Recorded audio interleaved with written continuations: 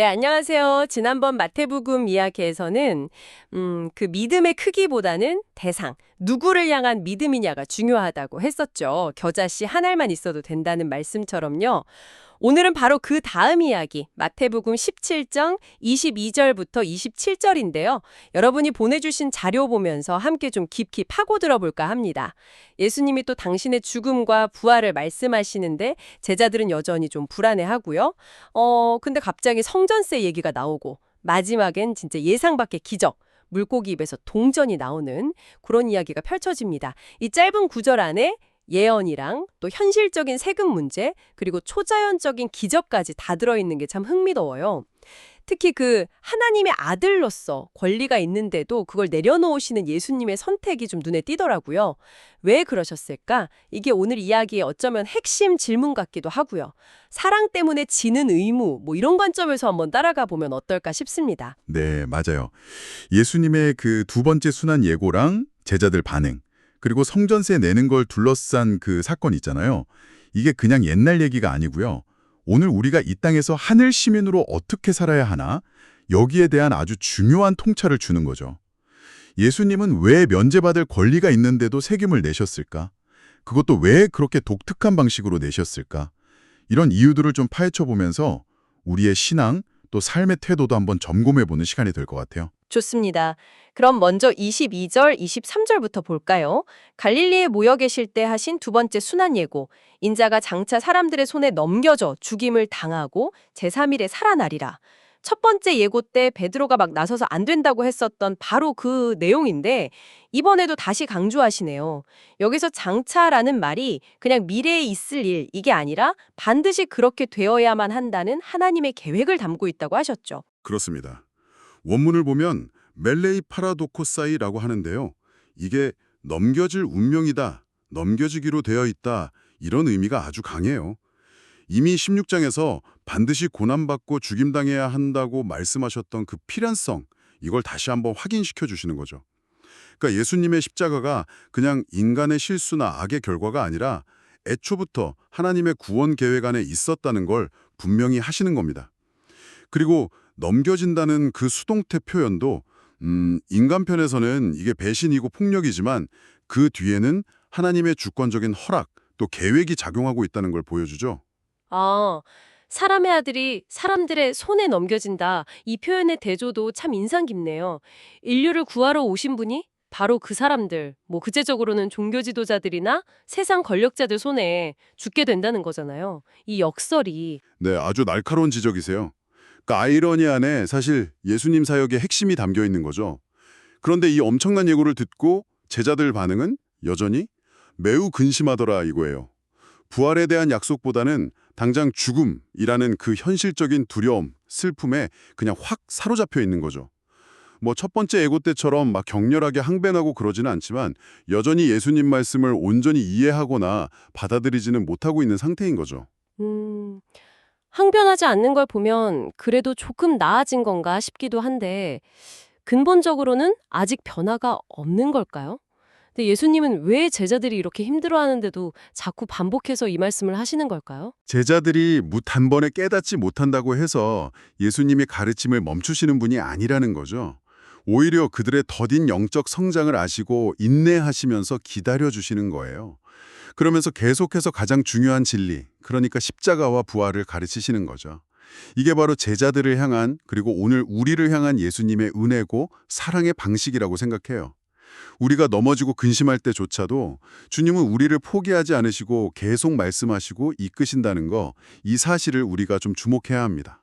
아, 제자들이 미숙하다고 실망할 게 아니라 그들을 끝까지 붙드시는 예수님의 인내와 은혜, 거기에 초점을 맞춰야겠군요.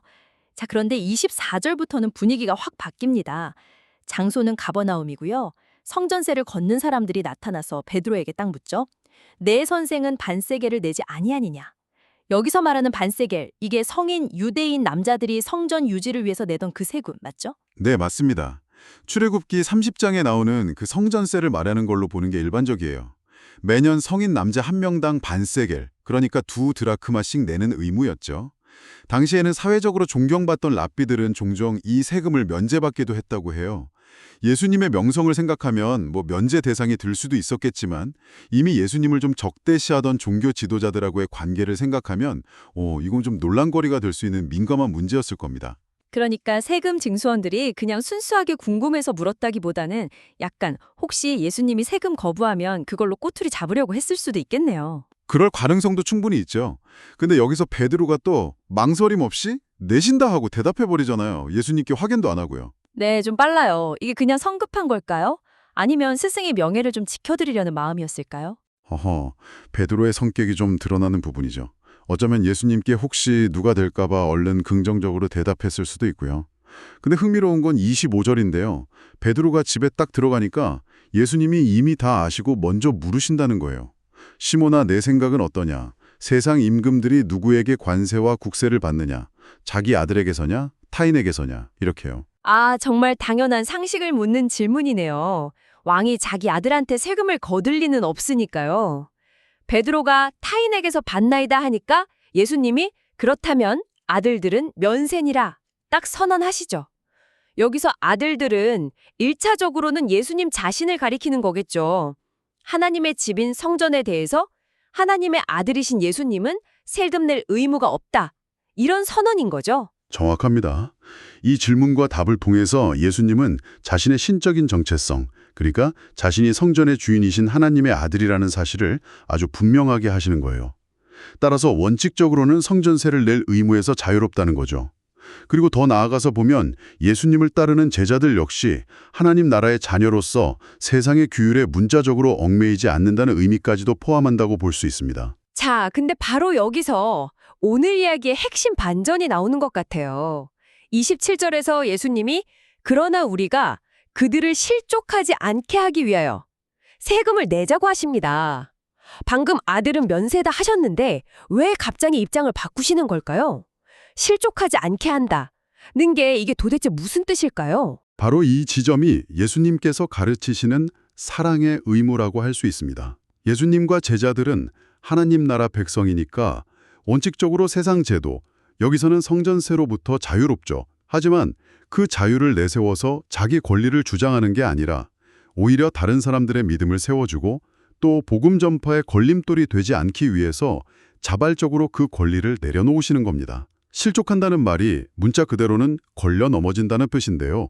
여기서 세금을 안 내는 행위가 사람들에게 예수님과 그분의 가르침을 오해하게 만들고 거부하게 만드는 일종의 걸림돌이 될 수 있다는 의미로 쓰인 거죠. 아하, 그러니까 자신의 정당한 권리보다 다른 사람의 영혼, 그리고 복음 그 자체를 더 중요하게 여기신 거군요. 세금을 내는 행위 자체가 뭐 하나님 뜻에 어긋나는 건 아니니까 불필요한 오해를 피하고 더 큰 목적을 위해서 기꺼이 의무를 감당하시는 모습. 와, 이건 정말 깊은 가르침인데요. 그렇습니다. 이건 뭐 율법을 지켜야 한다는 그런 의무 이행이 아니라 사랑의 바탕을 둔 자발적인 책임감이죠. 예수님은 하나님 나라의 원칙을 훼손하지 않는 그 범위 안에서 세상의 질서와 조화를 이루면서 복음의 문을 열려고 하신 겁니다. 자신의 자유나 권리를 절대적인 기준으로 삼는 게 아니라 언제나 사랑과 복음이라는 관점에서 행동해야 한다는 걸 보여주신 거죠. 그런데 그 세금을 내시는 방식이요, 진짜 기상천외예요. 바다에 가서 낚시를 던져 먼저 오르는 고기를 가져 입을 열면 돈 한 3개를 얻을 것이니 가져다가 나와 너를 위하여 주라. 아니, 왜 하필 물고기 입이죠? 그냥 주머니에서 돈을 꺼내시거나 뭐 다른 방식으로 마련하실 수도 있었을 텐데요. 네, 아주 흥미로운 지적이죠. 이 기적에는 정말 여러 겹의 의미가 담겨 있어요. 첫째로 왜 베드로에게 낚시를 하라고 하셨을까? 베드로는 어부니까 사실 그물이 더 익숙했을 텐데 낚시는 보통 한 번에 한 마리씩 잡잖아요. 이건 딱 필요한 만큼만, 그러니까 정확히 2사람 몫의 성전세인 한 세겔, 반 세겔 2개만 얻으려는 의도를 보여주는 거예요. 뭐 과시하거나 남용하는 그런 기적이 아니라 정확한 필요를 채우시는 하나님의 섬세한 공급 방식, 이걸 드러내는 거죠. 그러고 보니까 제자들한테 공동 돈궤도 있었잖아요. 가룟 유다가 관리하던. 거기서 내면 사실 간단했을 텐데 굳이 이 방법을 쓰신 이유가 또 있을까요? 혹시 뭐 그 돈꽤 있는 돈으로는 내고 싶지 않으셨던 걸까요? 그것도 뭐 생각해 볼 수는 있겠지만 더 중요한 메시지는 하나님께서 우리의 공급자 되심을 가르치시려는 데 있는 것 같아요. 인간적인 방법이나 우리가 모아둔 재정에 의존하는 게 아니라 때로는 정말 상상하지도 못한 방식으로 우리의 필요를 채우시는 그 하나님 아버지를 신뢰하도록 이끄시는 거죠. 물고기 입을 통해서라도 공급하시는 하나님의 주권과 신실하심, 이걸 베드로에게 그리고 오늘 우리에게 보여주시는 사건입니다. 그리고 또 하나는 아까 좀 성급하게 대답했던 베드로에게 믿음으로 낚싯대를 던지는 순종을 요구하시는 거잖아요. 이걸 통해서 그의 믿음을 실제 행동으로 연결시키는 기회를 주시는 것이기도 하고요. 와, 정말 모든 요소 하나하나에 의미가 다 담겨 있네요. 그럼 정리를 좀 해보면 예수님은 하나님의 아들로서 성전세 면제 권리가 있지만 사람들을 실족시키지 않기 위해, 즉 사랑과 복음을 위해 기꺼이 그 권리를 내려놓고 세금을 내기로 하신다. 그리고 그 세금은 인간적인 방법이 아니라 하나님의 초자연적인 공급하심을 보여주는 기적, 즉 물고기 입속 동전을 통해서 마련된다. 이 모든 과정이 결국 사랑의 의무라는 큰 주제로 연결되는 거군요. 정확히 보셨습니다. 이 사건은 우리가 이 땅에서 어떤 정체성으로 살아가야 하는지를 아주 명확하게 보여줘요. 우리는 하늘 시민이지만 동시에 땅에 발을 딛고 살아가죠. 세상의 법이나 질서로부터 완전히 자유로운 존재는 아니지만 그렇다고 그것에 맹목적으로 복종하는 것도 아니고요. 우리의 순종은 어떤 두려움 때문이 아니라 사랑 때문이고 그 궁극적인 목적은 하나님의 영광과 복음 전파에 있다는 겁니다. 우리가 세금을 내고 법을 지키는 이유가 단지 시민의 의무라서가 아니라 좀 더 적극적으로는 하나님의 사랑을 전하는 데 방해가 되지 않기 위해서다. 이 관점은 상당히 신선한데요. 때로는 세상 시스템이 좀 불완전하고 부당하게 느껴질 때도 있지만 우리의 진짜 소망은 땅이 아니라 하늘에 있기 때문에 절망하지 않고 오히려 사랑으로 그 안에서 살아갈 힘을 얻는다. 이런 의미로 받아들여도 될까요? 바로 그 점입니다. 물고기 입에서 동전을 찾게 하신 하나님은 오늘날 우리의 필요 역시 우리가 상상하지 못하는 방식으로 채우실 수 있는 분이라는 거죠. 이 믿음이 있다면 세상의 불완전함 속에서도 우리는 평안을 누리면서 그 사랑의 의무를 다할 수 있게 되는 겁니다. 그런데 한 걸음 더 나아가서 생각해보면요. 좀 마음이 걸리는 지점이 있어요.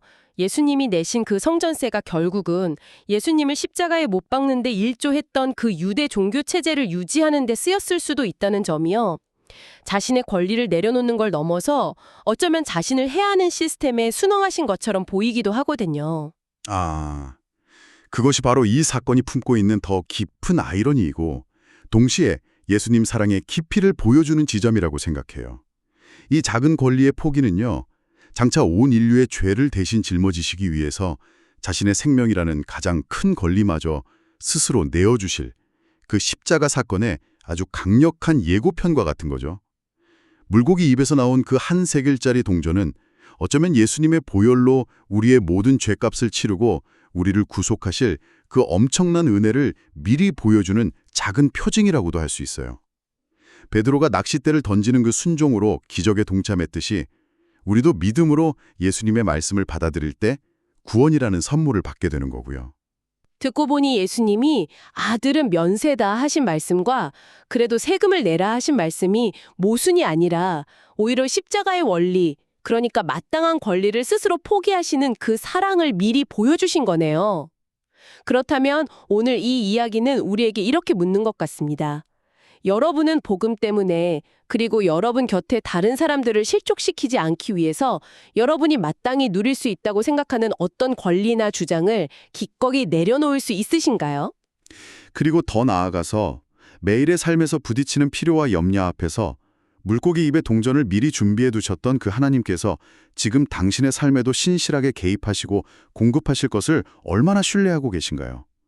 여러분 각자의 삶에서 이 사랑의 의무를 어떻게 실천하고 있는지, 또 하나님의 예기치 못한 그런 공급하심을 어떻게 경험하고 계시는지 한번 돌아보는 계기가 되시면 좋겠습니다.